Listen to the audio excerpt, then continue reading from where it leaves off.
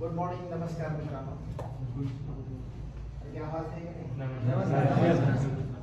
चला, आज आपण शब्दांच्या जातीमध्ये शेवटची शब्दाची जात जी आहे ती केवल प्रयोगी अव्ययाच्या संदर्भात चर्चा करू.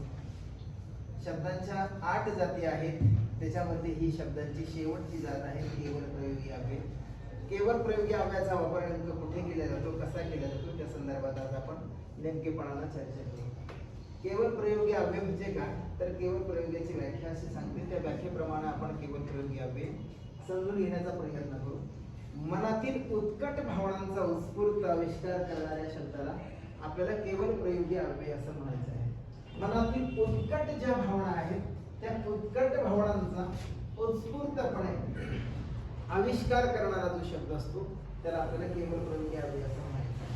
आणि हे अव्यय कसं ओळखायचं, तर या अव्ययाच्या प्रकारांमध्ये नेहमी एक उद्गारवाचक चिन्ह येतं.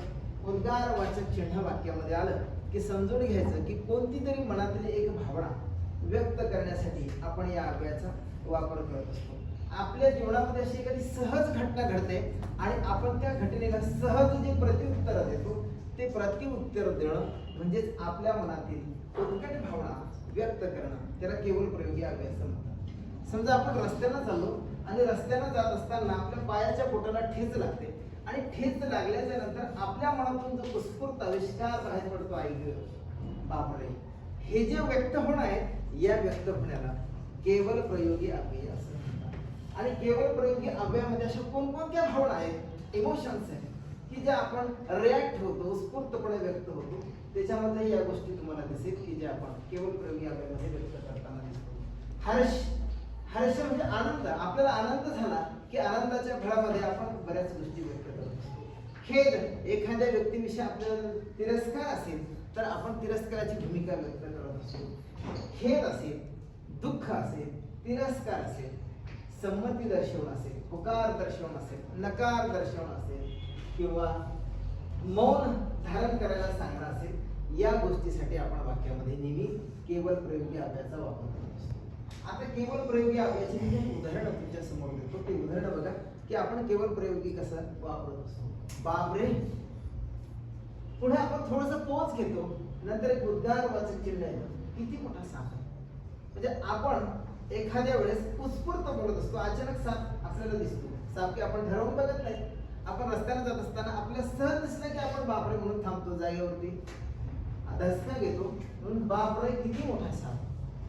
इथं आपल्याला हा शब्द उत्स्फूर्तपणे उच्चारावा लागतो. बापरे फार वाईट घडलं रे, ऍक्सिडेंट घडल्याच्या नंतर आपल्या मनातून हे शब्द बाहेर पडतात की बापरे फार वाईट घडलं, फार भीषण अपघात होता तो, अहमदाबादचा अपघात फार भीषण होता, बापरे काय भयान दुर्घटना घडली ती. म्हणजे उत्स्फूर्तता आहे त्याच्यामध्ये. किती मोठी उंच इमारत आहे, किती मोठा हा मनोरा आहे, हे आपण आश्चर्यकारक पद्धतीने व्यक्त करत असतो.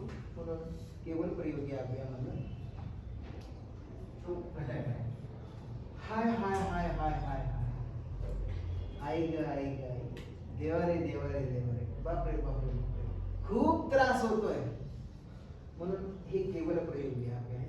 हा बा बा बा बा बा बा बा, काय भारी नजारा आहेत, काय भारी सीन आहेत, काय भारी अप्रतिम दृश्य आहे. म्हणजे आश्चर्य व्यक्त करण्यासाठी तुम्ही असं केवल प्रयोगी वापरू शकता. शब्द, एक शब्द ही कोणी बोलायचं नाही, इथं तुम्हाला कोणाला तरी शांत करण्यासाठी हे केवल प्रयोगी अव्यय वापरले. शी, काय घाणेरडा अवतार केला असतो, म्हणजे तुम्हाला कोणाला तरी तिरस्कार करायचा आहे त्यासाठी ही केवल प्रयोगी अव्यय वापरले.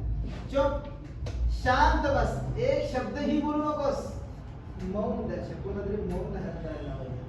शाबास, छान बोलला असतो, म्हणजे पुढे कोणाच तरी प्रशंसा करायची, म्हणून प्रशंसा करण्यासाठी वापरलेलं हे केवल प्रयोगी अव्यय.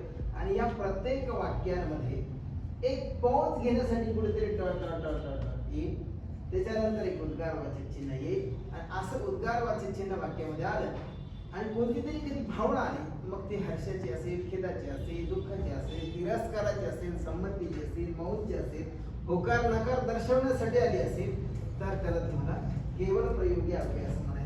केवल प्रयोगी अव्ययास आपण वेगवेगळ्या पद्धतीने कसं वापरू शकतो हेच उदाहरण मी प्रकारांमध्ये तुम्हाला सांगतो की हर्ष दर्शक. तुमच्या मनाला आनंद वाटण्यासाठी तुम्ही हर्षदर्शक केवल प्रयोगी अव्ययाचा वापर करता. अरे वा, हा हा हा हा, हे जे शब्द आहेत ते हर्षदर्शक आहे. वा वा वा, छान बेत येतात जेवणाचा. वा, आज पुरणपोळी केली वाटतं. हे आपण आवडल्याच्या नंतर, हर्ष आनंदाच्या नंतर हे शब्द वापरतो. शोकदर्शक, दुःख झाल्याच्या नंतर आपल्या मनात कोणकोणत्या भावना येतात? तर आई ग, बापरे, देवारे, हाय हाय हाय हाय हाय, हे शब्द शोकदर्शक आहेत. दुःख व्यक्त करताना आपल्याला दिसतात. आश्चर्य, आपल्या मनाच्या कल्पनेच्या पलीकडे जर एखादी घटना आपल्याला दिसली असेल तर आपण आश्चर्य व्यक्त करतो. काय भारी स्थिती, काय भारी नजारा आहे, आ हा हा हा हा, भारीच राव. हे शब्द आश्चर्यकारक आहे. प्रशंसा, एखादी व्यक्ती तुम्हाला आवडली असेल तर आपण त्याची प्रशंसा करतो. वा, छान, भारी दिसतोस, एक नंबर, हा हा हा, भारीच. प्रशंसा, प्रशंसा दर्शक हे केवळ प्रयोगी अव्यय. संमती दर्शक, संमती या शब्दाचा अर्थ एखाद्याला एखादी गोष्ट करण्यासाठी काहीतरी मान्यता घ्यायची असेल तर आपण फोनवर बोलत असतो की नाही, होय, ठीक आहे, चालेल आहे, बरं, हा, हे जे शब्द आपण वापरत असतो की नाही, हे संमती दर्शक आहे. म्हणून त्याला केवळ प्रयोगी अव्यय असं म्हणतात. एखाद्याला विरोध करायचा असेल, एखादी घटना आपल्या मनासाठी झाली नसेल तर आपण तिला विरोध करतो. छे छे छे, ते आपल्याला आवडत नाही, ते तसं नाही, ते छट, नको नको नको, हे शब्द विरोध दर्शक आहे. म्हणून विरोध दर्शवण्यासाठी सुद्धा आपण केवळ प्रयोगी अव्ययाचा वापर करतो. तिरस्कार दर्शवायचा असेल, शी, हट, निघ, धक, पळ, उठ, धक, तुझ्यासारखे खूप बघितले, बरोबर आहे. म्हणून असं तिरस्कार आपण दर्शवत असतो. तिरस्कार दर्शवण्यासाठी सुद्धा केवळ प्रयोगी अव्ययाचा वापर करतो. संबोधन दर्शक, संबोधन या शब्दाचा अर्थ आहे आपल्याला आवाज द्यायचा, कोणाला तरी बोलवायचं आहे तुम्हाला, बरोबर आहे का नाही. एखाद्या व्यक्तीला बोलवायचं असेल, अरे, अग, आहो, महिला म्हणायचा प्रयत्न असतो की आहो, इकडे बघितलं का, कोण आलाय, बरोबर आहे का नाही. हा, तुमची सासूबाई आहे, वा, तुमची साजीबाई आहे, वा. म्हणून आपण संबोधन दर्शक अग, आहो, अरे, हे शब्द आपण कोणाला तरी बोलवण्यासाठी वापरत असतो. संबोधन म्हणजे आवाज. मौन दर्शक, एखाद्याला गप्प करायचं असेल आपल्याला तर आपण मौन दर्शक उघड्या अव्ययाचा वापर करतो.